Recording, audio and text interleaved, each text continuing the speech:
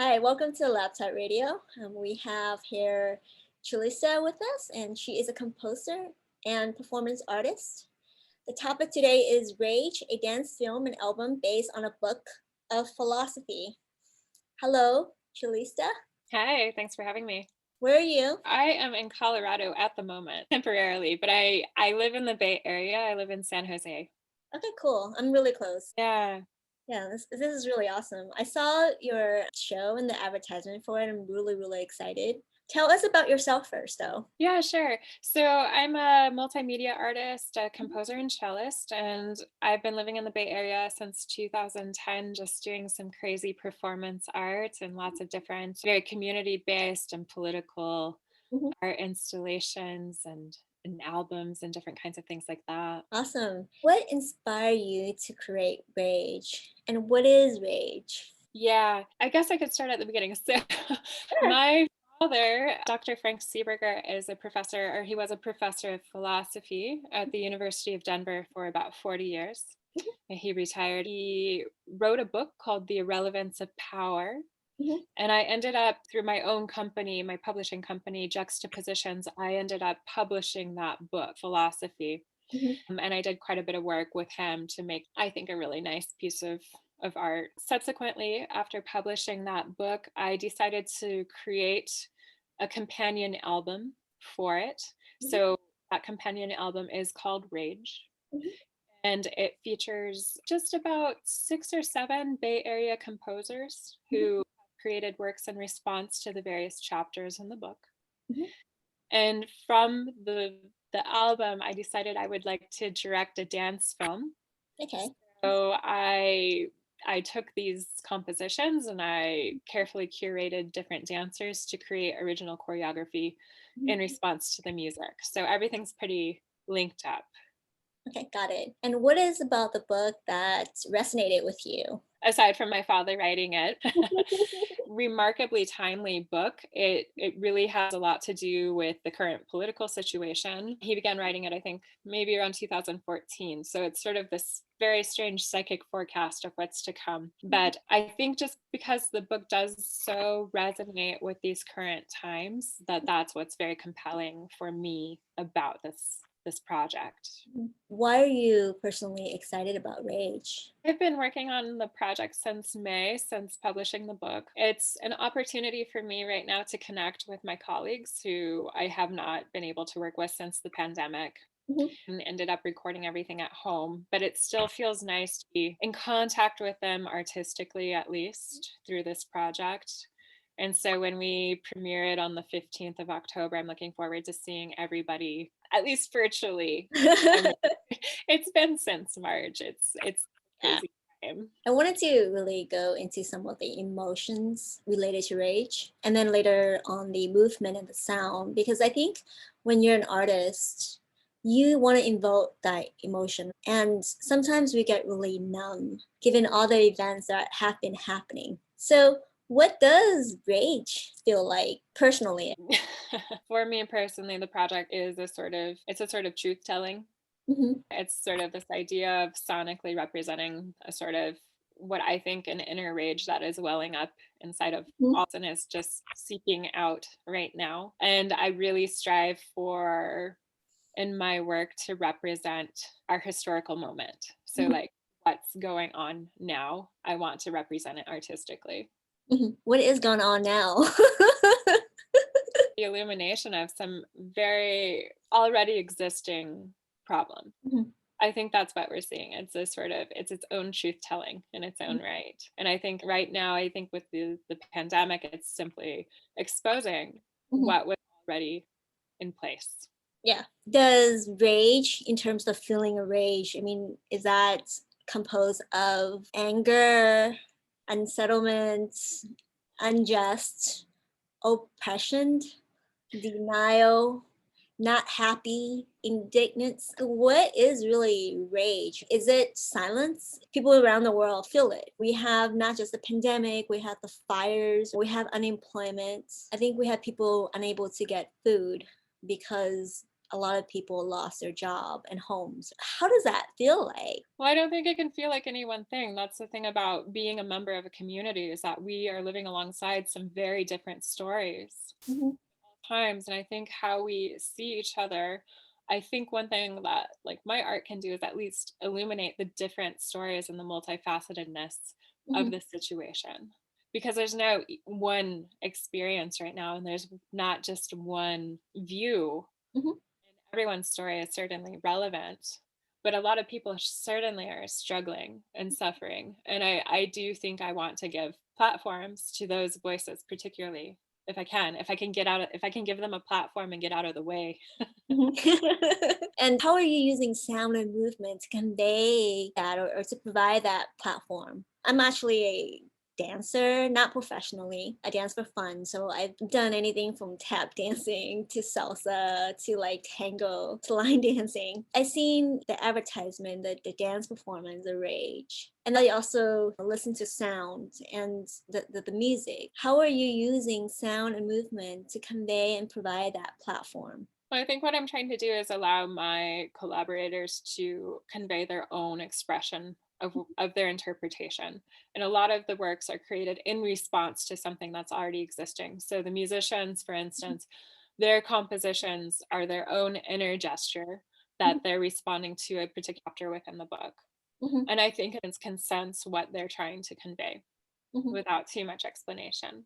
And there's always room for interpretation.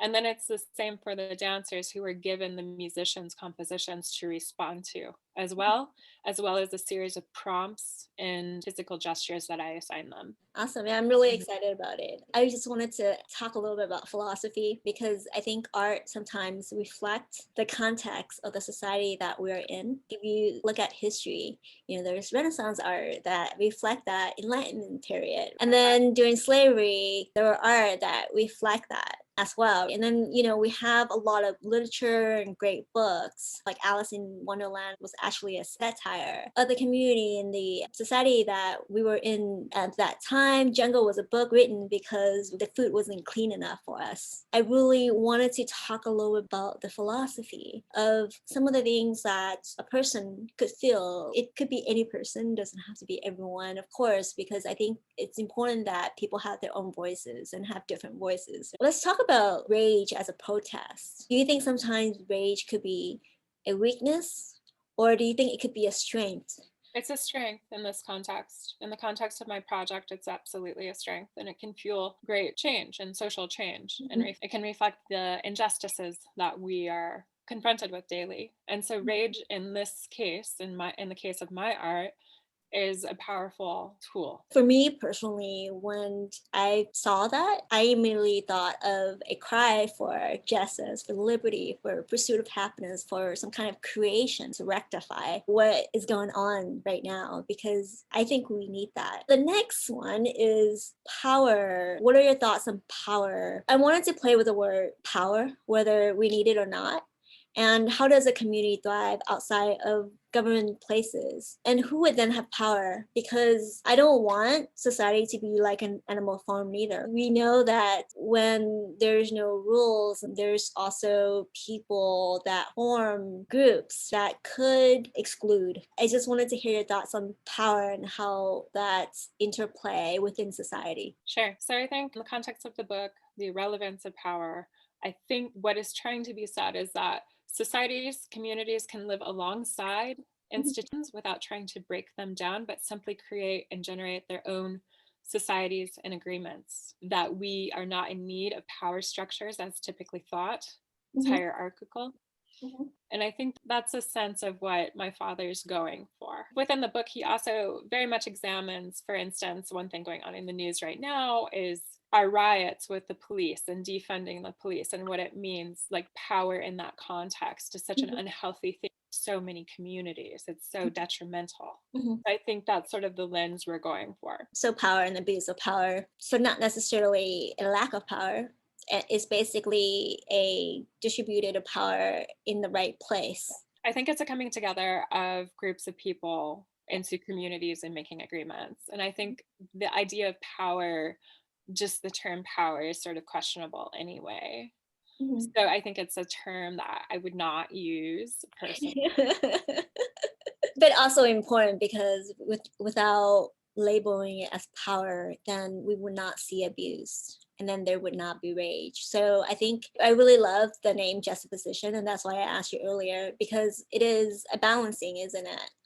Of power and lack of power and distributed power and concentration of power, and what is that right balance to have and to create maybe a better community. My next question that I have is about human nature, and it's kind of funny because when I was really thinking about rage, I was thinking about people naturally being selfish, naturally being greedy, and how could we self-govern without governance? Because if we have a community, how do we change but also make sure that we be self-aware of selfishness and greediness? I tend to think that people organically, especially during crisis, come together Mhm, because it's in the best interest mhm, of, of the society, of the individual to collaborate, mhm.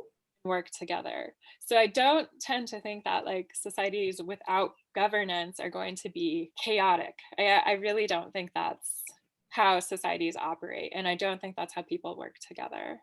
Okay. That's sort of a general impression I've had. And especially watching a lot of what's going on right now, you can see that with the protests. In general, I think you're finding that these protests are well organized, they're peaceful, and they're people coming together under a vision.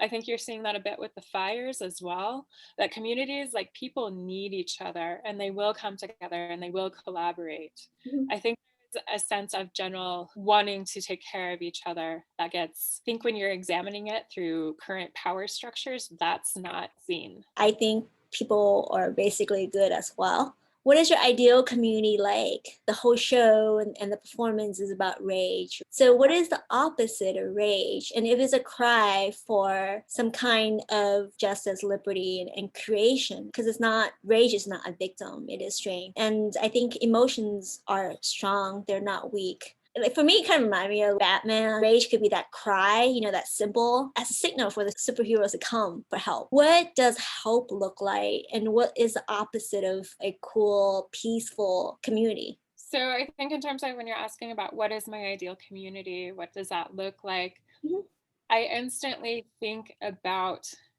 what's already in place. So for instance, I think of my immediate musical community and how hyper resilient we are in the midst of crisis and how mhm, we come together for each other as individuals and as groups and try to make homes for each other, whether it be through creating work, generating work, mhm, or housing each other, or simply supporting each other. I see it already within my home of San Jose and downtown San Jose. mhm, And I can think of people who are really, there's, for instance, the Rast family in downtown San Jose that they keep everyone together. They organize. They're yeah, people who are the pillars of the community. Again, there's another couple in downtown San Jose, like Brian Eater and Sherry Lakey, who mhm, run the Anno Domini Gallery. They're creating like a refuge for a community to come together. So already my ideal community exists. mhm. I agree with you. I've been to Burning Man and there were rules and values, and everyone is fine. There's no trash anywhere. Things and communities are not perfect, just like each person, but that's where bonding kind of comes from. And it's kind of important to have that bonding and that support for one another and with one another. It's gonna launch on October 15th. Rage is gonna be released on October 15th. Where will it be released and how could people find it? Yeah. So Rage will debut as a dance film on October 15th at 7 o'clock California time. Be just right on my Facebook page, my fan page. So that's facebook.com/chalista.music. And it'll be hosted by LA experimental artist named TVMA. Awesome. And I will have quite a few of the collaborators there who will be meeting their other collaborators for the first time. So the composers are meeting the dancers. Oh, awesome. Yeah, and so we'll do a bit of a Q&A and then we'll watch the film and then we'll open it up to the audience as well. So I think it'll be a really nice evening. Awesome. It'll be kind of cool if people could host watch parties together on Facebook to watch it and discuss what rage means to you. I mean, I just watched Social Dilemma and that's what we did and it was really cool. I haven't seen that yet. Yeah, it's awesome. It's awesome. And Facebook did responded to that too. Oh. Yeah, it's awesome. And then is there something that you would like to share that I have not asked you? I feel like Rage has really been like a huge project for me, but I guess the next big announcement I have is I am working on another full-length album called Pariah, and I'll be heading into LA's East West Studios to record that. So like that's the same studio where the Beach Boys were, where Frank Sinatra was. Oh, And wow. I'm just really excited to be in those rooms. Where do people find you if they want to? Yeah, I am very easy to find. So you can find me all across social media, but you can also just go to my website, cellista.net. That's CELLISTA.net. And yeah, easy to find. Awesome. And what is one advice that you would like to provide to the community? Ooh, that's tough. I think my advice just for artists in particular and is to be faithful to your community and try to create platforms for your community to be heard and listened to. And I think that's important. Why is it important? I think one thing artists can do is make space for other voices, and we have an incredible ability to do that. That's different from other industries. So I think you can do a lot of good for the community by just making space for people. Even if you're really small, right? Even if you're one person. In person. Thank you. Thank you. Bye bye. Bye. Thanks.